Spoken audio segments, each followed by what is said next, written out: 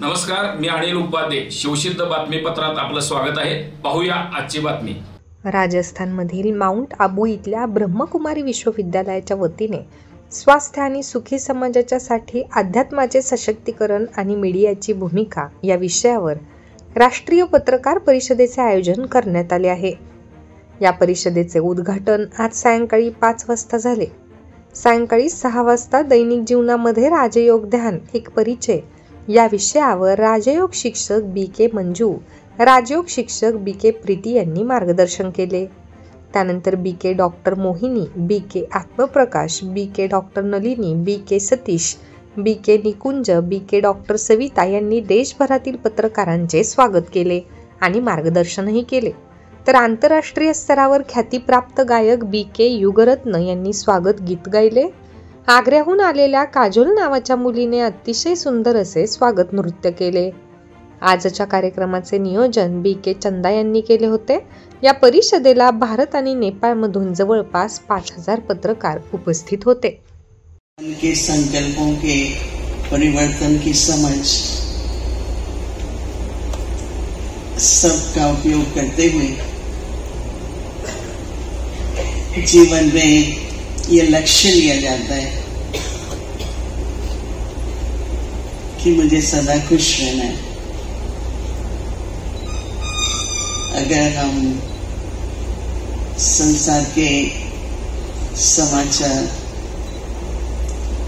चाहे नेशनल राष्ट्रीय स्तर पर चाहे इंटरनेशनल अंतर्राष्ट्रीय स्तर पर जो समाचार सुनते हैं, जैसे हम लोग 1980 में, मुझे 50 साल हो गए यूएसए में रहते हुए, तो हम लोग जब यूनाइटेड नेशंस में जाने लगे, हम एक one of the non governmental organisation के उससे, तो हमसे पूछते थे आप लोग मुस्कुराते क्यों? आपके चेहरे पर there is nothing to be happy. फिर आप लोग इतने पीसफुल कहते रहते हैं. ये दो बहुत बड़े प्रश्न वहां पूछे जाते थे. तो वार्तालाप शुरू होती थी. हम उनको बताते थे कि शांति तो हम सबका स्वभाव है, शांति तो हम सबका धर्म है. और जब समझ आ जाती है कि हम किसकी संतान हैं और इस समय पर क्या कार्य चल रहा है, तो मन में संसार, दुख, दर्द, चिंताएं लिस्ट बना लीजिए.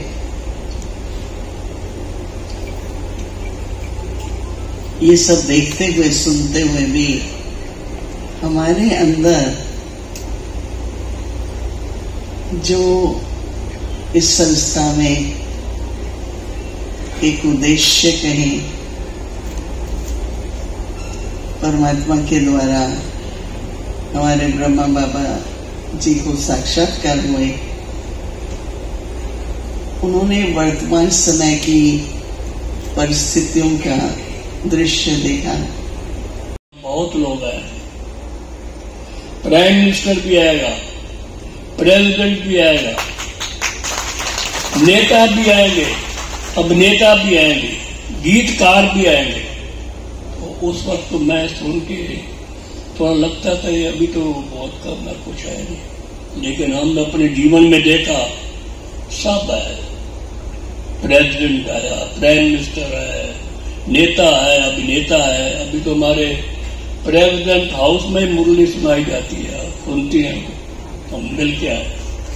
तो कहने का मतलब यह है कि जो बाबा ने कहा, शिव बाबा ने ब्रह्मा तंत्र के द्वारा जो कहा वो हुआ है. और बहुत समय बीत गया, अब आप देख रहे हैं कि उस समय वो बाबा कहते थे बच्चे 3 सेना फिर से उपस्थित है, यादव, कौरव और पांडव, है ना। महाभारत हुआ था, अब फिर से वो महाभारत सामने खड़ी है। यादव कौन है?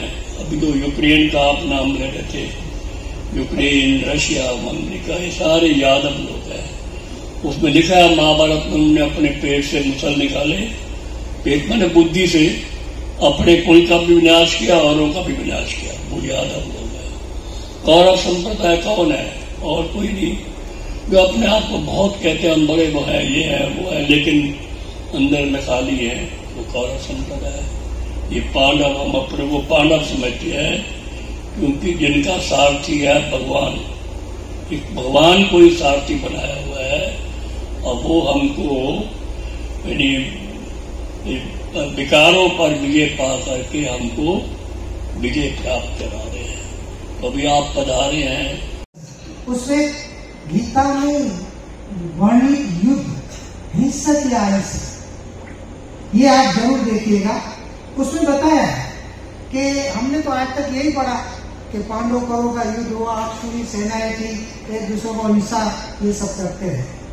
देखिए वहां में जब वो भी यही समय पर, मेरा जन्म भी अलौकिक जन्म इसी में ही हुआ, शाम को 7:20 पर, और वो योग करते हुए स्टेज में मैं प्रवेश किया और बहुत आनंद का वातावरण था। तो उसमें भाई ने बताया कि गीता में जो वर्णित युद्ध है, आज तक जो हमने समझा है, वे हिंसक युद्ध नहीं। अगर भगवान हिंसा करना सिखाता हो तो भला जेल और कोर्ट कचहरी क्यों होती? ये बात हमें समझ में नहीं है। हम भक्ति मार्ग में करते हैं अच्छा गीता प्रचार, लेकिन समझ में नहीं है। जैसे यहाँ है, ये तो वृत्तियों का, जो हमारी बुरी आदतों है, उसका हमें हनन करना है। ममता से छलकते हैं, और जब वो दिल से, अंतर मन से, दिल की गहराइयों से निकलते हैं, तब सफलता, सिद्धि हमें प्राप्त होती है, और हम उस वरदानी भावना व कामना के स्वरूप बन जाते हैं।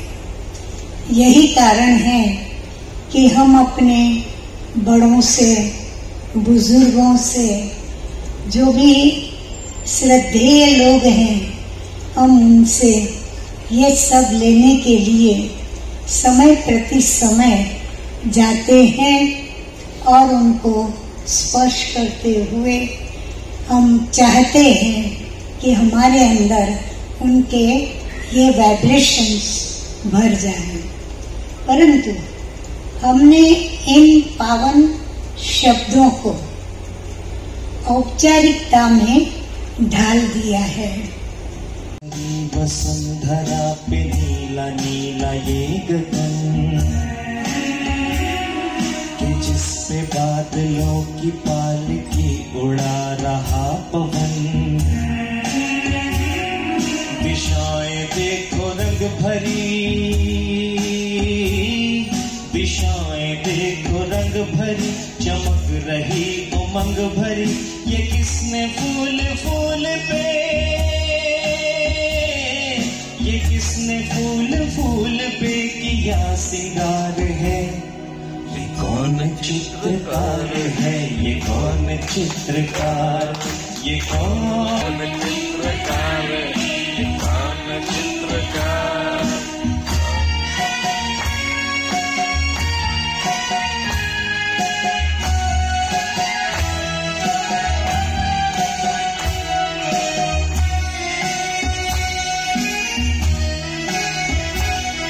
तपस्वियों सी है अटल ये पर्वतों की चोटियां,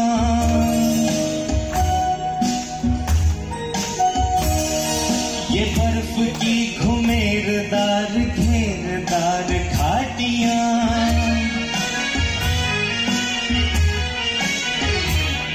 ध्वजा से ये खड़े हुए, ध्वजा से ये खड़े हुए है वृक्ष देवदार के, गलीचे ये गुलाब के, बगीचे ये बहार के। ये किस कवि की कल्पना, ये किस कवि की कल्पना का चमत्कार है।